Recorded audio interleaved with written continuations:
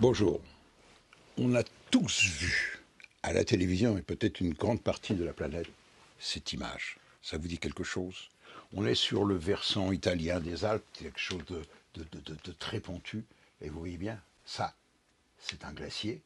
Là, il y a 60 mètres d'épaisseur de glace et la glace allait quasiment jusque-là.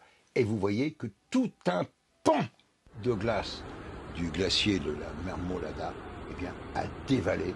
Regardez ces images, c'est un mélange de glace, d'eau, de fusion, on en parlera, et de blocs de rochers, et qui avait dévalé la pente à peu près, on dit à peu près à 200 km/h, avec le triste bilan que l'on connaît. Alors, ce n'est pas la première fois que ce genre d'éboulement, de sérac, comme l'on dit, se produit sur des glaciers alpins, mais ce n'est rien à côté de ce qui se passe, et on l'oublie trop souvent, sur d'autres glaciers, en Alaska et surtout dans la cordillère des Andes, dans l'Argentine et au Chili. Donc, ce phénomène est connu. Mais ce qui interpelle les géographes et surtout les glaciologues, c'est que ce phénomène va s'accélérer. Autrement dit, nous, ce qui nous intéresse, nous, avec nos glaciers qu'on dit tempérés, c'est-à-dire à des altitudes moyennes, c'est-à-dire qui sont capables de fondre, avec le réchauffement climatique, eh bien, les glaciers alpins, on va le voir, sont hélas une grande partie en voie de disparition. Alors, que s'est-il passé? Il s'est passé un phénomène naturel, mais encore une fois, qui est accéléré par ce que j'appellerais moi le changement climatique. Vous voyez, je suis prudent, on appelle ça d'une manière générale le réchauffement. Et les glaciers, nos glaciers qui sont des glaciers dits tempérés, eh bien, ces glaciers sont en quelque sorte les thermomètres, les reflets du climat des zones montageuses. Alors, vous ayez bien en tête, c'est un glacier, c'est composé de 3 parties. Il y a d'abord une zone, je voudrais dire, d'accumulation de la neige qui se transforme en glace, juste un tout petit détail. Quoi que vous fassiez, lorsque vous avez de la neige, vous les mettez dans votre frigo, parce que quand on était enfant, vous voulez garder les beaux cristaux de neige et les boules de neige. Vous les mettez au réfrigérateur, mettons à moins 10, moins 15 degrés. Quoi que vous fassiez, à peu près 3 semaines, un mois après, vous avez un bloc de glace. C'est la métamorphose. Donc, toute une partie de la neige qui est collectée sur les sommets et qui va s'écrouler avec des avalanches va inexorablement se transformer en glace. Et, eh bien, on assiste à la collecte de névé et qui font en quelque sorte un fleuve de glace. Et là, donc la deuxième partie d'un glacier, c'est ce qu'on appelle la zone d'ablation, cette espèce de l'image que l'on a tous en tête, c'est la mer de glace, qui est le plus grand glacier alpin du côté français, fait 12 km de long, et donc qui s'écoule lentement. Oui, je dis bien qui s'écoule.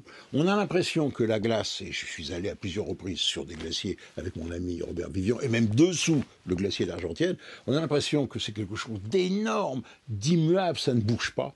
Eh bien si, ça s'écoule en quelque sorte comme de la guimauve, très lentement, inexorablement, avec des craquements à raison peut-être d'1 mètre à 2, 3, parfois 10 mètres par jour. Toute cette masse de glace, eh bien, ripe sur le fond rocheux. Et puis la deuxième partie, maintenant pour un glacier, c'est la troisième partie, c'est la zone de fusion, c'est-à-dire le front. Et donc la fonte des glaciers se fait de 2 façons. Elle va se faire par la fusion à la fonte quand il arrive vers 1200-1500 mètres d'altitude, parce qu'il fait beaucoup plus chaud qu'à 3 ou 4 000 mètres d'altitude. Et ils font par le dessus avec le rayonnement du soleil. Et on l'a oublié, ils font par le dessous. Et ça, c'est un phénomène terrible. Et c'est ce qui s'est passé au Marmotala. Alors, regardez bien. On va représenter sur ce schéma. Donc, on a une pente d'abord très forte, de près de 40 degrés. Et vous voyez, il y a des séracs. Les séracs, c'est dû au fait que d'un seul coup, avec la pente, ça s'accélère, la glace ne peut pas suivre et s'ouvre comme un éventail. Et les séracs sont très profonds. Mais ce sont des zones de fracture. Vous voyez, c'est ici. Mais, dessous, au contact du rocher, qui est beaucoup plus chaud que la surface, qui est à peu près à 0 degré, eh bien, le glacier fond. Ça forme des rivières qui forment des fois des poches d'eau parce que le glacier racle le fond et accumule des moraines. Et donc il y a un lac, une poche sous-glaciaire. Et quand cette poche sous-glaciaire se rompt, eh bien ça fait un torrent qui dévale dans la vallée, c'est extrêmement dangereux, mais ça sert également de lubrification. Et bien donc tout ce pan de glace ici, qui était en quelque sorte sur un manteau d'eau lubrifiée, eh bien ici la crevasse s'est ouverte et là 200, 300 000 mètres cubes de rochers de glace ont dévalé la pente. Alors, ce phénomène qu'on a vu, qui est dramatique, je l'ai dit, c'est déjà produit, il faut remonter dans le passé. Et donc, il y a des historiens, en quelque sorte, avec Robert Vivian, mon ami qui est malheureusement décédé, géographe et glaciologue à Grenoble, et qui avait fait un livre étonnant, c'est mon livre de chevet, qui avait les glaciers survivants. Par exemple, en 1892, le 12 juillet 1892, eh bien, il y a eu, au glacier de la Tétrousse, une rupture d'une poche d'eau sous-glaciaire, et un fleuve de boue eh bien, envahit la station thermale de Saint-Gervais, faisant de nombreuses victimes. Le 14 août, toujours dans les Alpes, 1949, le glacier du Tour. À 16h15, les témoins disent c'est un claquement sec, c'est-à-dire le cercle qui casse, et là, eh bien, il y a tout un pan de la montagne, du glacier, qui s'est effondré, et par malheur, eh bien, il y avait 6 promeneurs qui passaient par là, ils ont été ensevelis. Donc, vous voyez, ce n'est pas un phénomène anormal. Et plus récemment, vous vous en souvenez, à côté de Courmayeur, avec un glacier qui est suspendu, c'est-à-dire qu'il pend quasiment accroché au flanc de la montagne, et c'est très pentu. Cet endroit-là, à 40 degrés, eh bien, il y avait 200 à 300 000 mètres cubes de glace qui demandaient qu'à s'effondrer. Et fort heureusement, c'est resté accroché. Donc, vous l'avez bien compris, la menace d'effondrement dans les glaciers alpins est une menace permanente. Et avec le réchauffement climatique, eh bien, cette menace ne fait qu'augmenter. Donc, de fait, vous l'avez bien compris, il va falloir mettre nos glaciers sous surveillance. Alors, il y a une étude qui est très intéressante et qui provient des Suisses, et Dieu sait s'ils sont concernés, parce que pour les Suisses, les glaciers, qui sont des glaciers d'altitude, c'est-à-dire de 3000, 3500, 4000 mètres d'altitude, c'est leur château d'eau. Ça alimente les rivières, les fleuves, et notamment 2 fleuves, 3 même emblématiques. Il y a le Danube, il y a le Rhin, et il y a notre Rhône. Eh bien, les Suisses ont fait une modélisation à l'Institut Polytechnique de Zurich, et qui est conduit à la chose suivante. À l'horizon 2100, regardez bien cette modélisation, eh bien, les 3/4 des glaciers alpins de la Suisse vont disparaître. Autrement dit, vous mesurez les conséquences sur le plan humain, géographique, économique et surtout hydrologique. Hydrologique pour l'alimentation des fleuves, des rivières, hydrologique pour l'irrigation et hydrologique également pour les barrages qui leur fournissent presque la totalité de leur électricité. Donc vous voyez, à partir de ce fait divers qui s'est produit, eh bien, c'est toute une page de l'histoire de nos Alpes qui est en train de se tourner, mais qui, hélas, ne va pas se tourner et s'écrire dans le bon sens, puisque on estime qu'à l'horizon 2100, mais à mon avis, ça va être beaucoup plus tôt, eh bien, il n'y aura plus aucun glacier en dessous de 3500 mètres d'altitude.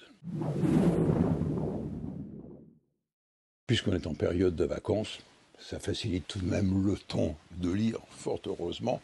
Nous vous conseillons un certain nombre d'ouvrages. Alors tout d'abord, on va parler des glaciers, pour votre culture personnelle. 2 ouvrages, ce sont mes bibles. Le premier, de mon ami Robert Vivian et de Luc Moreau, Dans les secrets des glaciers du Mont Blanc.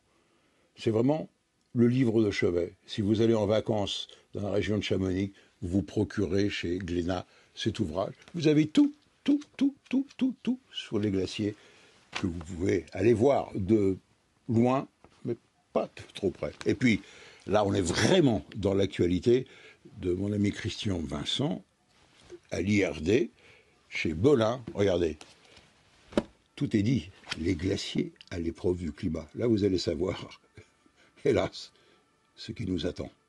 Et puis d'autres livres que nous avons reçus, et nous remercions les éditeurs. Alors, mon coup de cœur tout de même avec Étienne Klein, brillant scientifique du CEA, mais également grand vulgarisateur. La vulgarisation scientifique est-elle un échec, mon cher Étienne, à ton avis? Moi, je crois pas. Alors, un peu costaud, mais on est dans l'air du temps. Voyage au cœur de l'atome. Alors là, on va toucher vraiment la physique quantique. C'est tout de même à ne pas lire sur la plage, mais plutôt le soir, à la fraîche. Vraiment, il faut avoir la tête bien reposée. Mais c'est passionnant. Alors ça, tout seigneur, tout honneur, il va y avoir, comme tous les ans au mois d'août, la fête des étoiles. Hein. Voilà. Préface, bien entendu, d'Hubert Reeves, que je salue, le grand guide de l'astronomie chez Glénat. Alors là, ça, vous pouvez vous régaler. Et surtout, ça tient compte, si vous voulez, c'est ça qui est étonnant, des dernières acquisitions de la science, et notamment, s'ils avaient pu le faire, on aurait eu les premières images du James Webb télescope, du grand télescope. Et puis enfin, à tout seigneur, tout honneur, on leur rend hommage. Décidément, les Glénat sont très actifs. Le Monde fait des suppléments, rassemble des articles. Le Monde de la science, les lois fondamentales de la physique, à commencer par E égale MC2. C'est du costaud, hein, comme on dit, mais passionnant. En fait, c'est une espèce de livre que l'on met dans sa bibliothèque et de temps en temps, ça rafraîchit les idées. Et puis, là, vraiment, à lire sur la plage, parce que ça se lit comme un roman. C'est une enquête faite par Captain Patrick Blely, qui est à la retraite maintenant, qui est un pilote de 330 à 340, et qui a repris l'enquête point par point, vue par un pilote sur la disparition, vous savez, du fameux MH370. Et il arrive à la conclusion que la seule hypothèse plausible, avec la disparition des télécommunications, vous avez vu que cet avion a été piloté jusqu'au bout, même au fin fond de l'océan Indien, où à la fin, faute de carburant, eh bien, il est tombé dans l'océan Indien. Et la seule explication, pour le moment, plausible, de Patrick Blely et de d'autres maintenant, eh bien, qu'on a eu affaire, malheureusement, à un suicide du commandant de bord.